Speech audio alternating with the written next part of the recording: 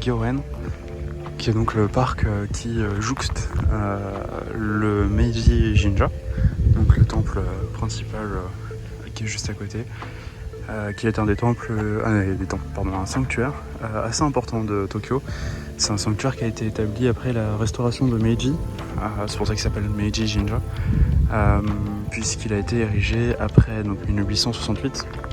C'est une date assez importante pour l'histoire japonaise, puisque c'est à partir de là qu'une guerre civile a éclaté et que le shogun a été renversé et que l'empereur a pris la relève, ce qui a engendré derrière ensuite, vous le savez, une modernisation du pays. Le Japon s'est très vite modernisé, a concurrencé assez rapidement aussi les puissances occidentales et surtout s'est engagé, point d'orgue, dans la Seconde Guerre mondiale, aux côtés des forces de l'Axe, donc de l'Allemagne nazie et de l'Italie de Mussolini. Voilà, c'est à partir de là en fait, de la restauration de Meiji que tout a commencé et que le Japon impérial est devenu ce qu'il est devenu par la suite. Il fait toujours très chaud, il y a moins de soleil, mais il fait toujours très chaud puisque là il fait 30 degrés. Il n'est pas encore 11h. Il fait vraiment très lourd. Tout à l'heure je suis allé dans un petit coin du parc qui était isolé, où il n'y avait personne. Le truc c'est que comme j'y suis allé et que j'étais tout seul en train de prendre des photos, et ben il y a plein de monde qui est venu. Donc du coup c'était un peu chiant, c'était un beau petit coin assez calme, frais et avec de l'ombre. Là il n'y a pas du tout d'ombre, je suis en plein cagnard et il fait très chaud. Donc je vais pas rester très longtemps, mais voilà, c'est un joli petit parc qui est payant. C'est pas un parc gratuit, il coûte 500 yens, ça va, c'est pas excessif. C'est le prix standard de tous les parcs, et surtout au mois de juin, il faut le savoir, mais c'est pas uniquement la saison des hortensias, c'est aussi la saison des iris, et c'est un des meilleurs parcs pour voir les iris à Tokyo. Donc voilà, on va en profiter. J'ai vu pas mal d'hortensias, j'ai pas vu beaucoup d'iris, donc voilà, comme ça on aura des iris.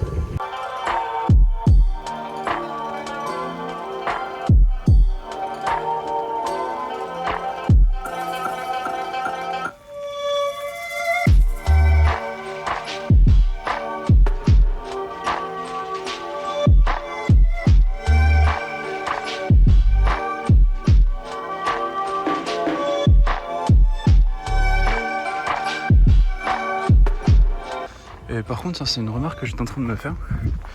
C'est vrai que partout à Tokyo, enfin dans pas mal de quartiers, et à Tokyo, à Kyoto, à Osaka, j'ai vu énormément de touristes asiatiques, taïwanais, chinois et sud-coréens. Et là, c'est la première fois que je vois assez peu de chinois et de sud-coréens. Alors, est-ce que c'est parce que c'est un sanctuaire et que du coup c'est pas trop dans leur religion, je sais pas, mais c'est à noter. Il n'y a pas beaucoup de touristes asiatiques ici. Beaucoup de touristes étrangers, type caucasiens, américains, mexicains, tout ça.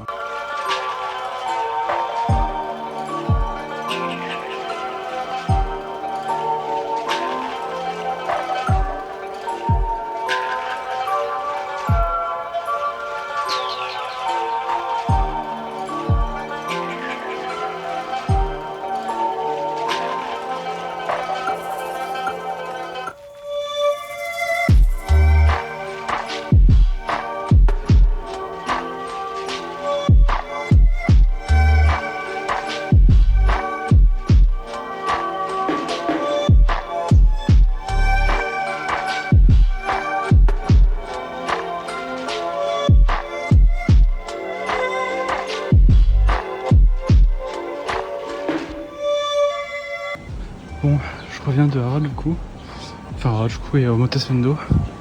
C'est un coin qui est vraiment très sympa de Tokyo.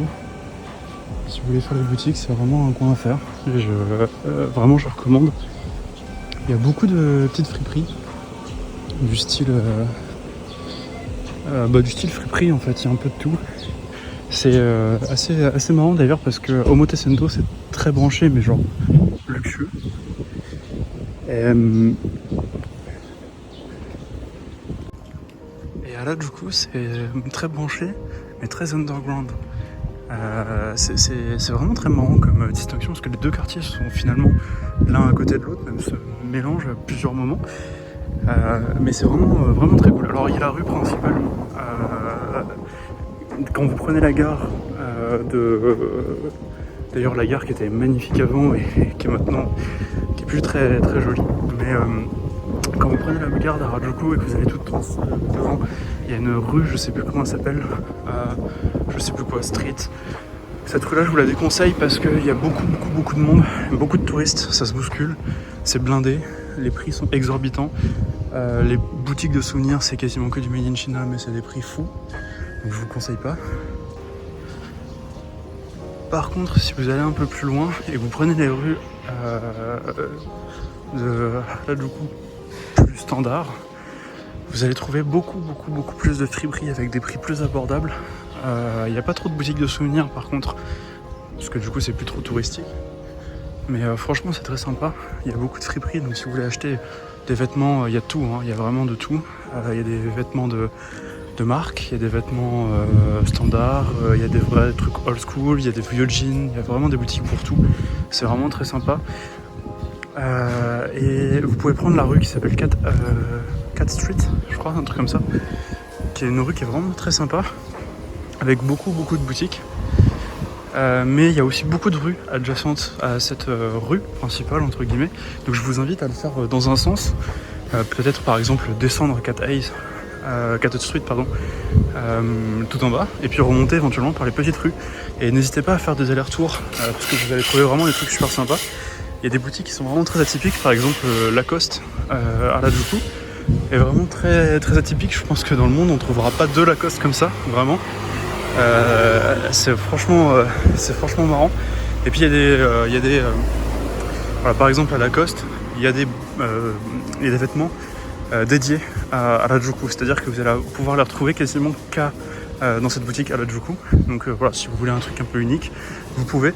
Moi personnellement j'ai acheté à Ginza un t-shirt Lacoste avec des fleurs de cerisier made in Japan et exclusif au Japon par exemple, ça peut être un petit souvenir, donc voilà, il y a ce genre de choses. Alors c'est une marque française, je sais, acheter ça au Japon c'est pas ouf, mais c'est du made in Japan, donc c'est toujours bien, parce que les trois quarts des autres marques ça sera du made in China.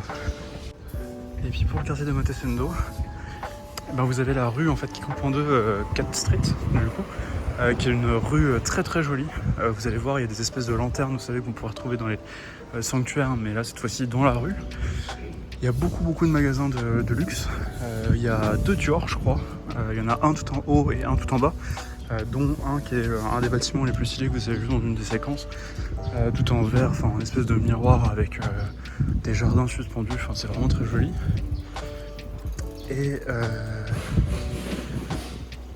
Et voilà, cette rue aussi est vraiment pas mal. Par contre, je vous préviens, là c'est des boutiques de luxe, donc forcément vous allez avoir un peu plus de mal forcément à acheter plusieurs choses.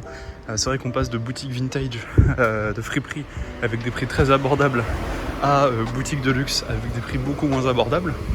Mais voilà, il y a des choses très sympas. D'ailleurs, ce qui est marrant, c'est que Cat Street, pardon, faut que j'arrête avec Cat Eye. Je sais pas pourquoi j'ai un truc avec ça, je vais le voir quelque part. Mais quand vous descendez Cat Street, vous avez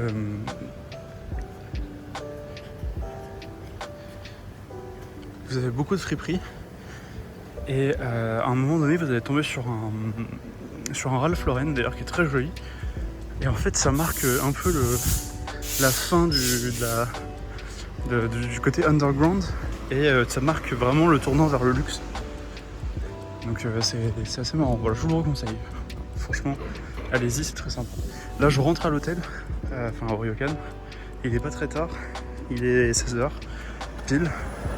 C'est juste qu'il faut que je prenne ma douche et que je ressorte, parce que à la base je devais être dans un événement dont je me rends compte que ça va une tournée de bar avec un guide local, mais au final je vais voir une amie, donc voilà, faut que je prenne une douche et que je sorte.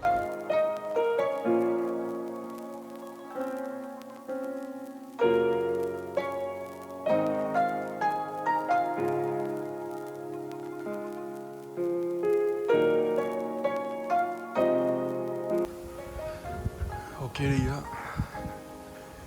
on est toujours vendredi. Comme je vous ai dit tout à l'heure, je suis rentré plutôt à l'hôtel en Ryokan pour prendre une douche, me préparer et ressortir, parce que à la base, à la toute base, j'avais réservé une tournée de bar et d'izakaya à Shinjuku avec un guide entre 18h et 21h30 je crois, ou 22h je sais plus. Mais finalement j'ai annulé. Alors je peux pas me faire rembourser parce que j'ai annulé les derniers moments, mais j'ai annulé quand même parce que je suis parti rencontrer une amie. Enfin rencontrer, c'est pas vraiment rencontrer, mais je suis sorti avec une amie ce soir. C'était vraiment cool. Je vais pas vous cacher, c'était pas l'un de mes rêves, mais genre partir, tu vois, comme des vrais japonais et faire une petite soirée au calme, comme des petits japonais, c'était franchement un truc que je voulais faire. Et voilà, elle était super cool.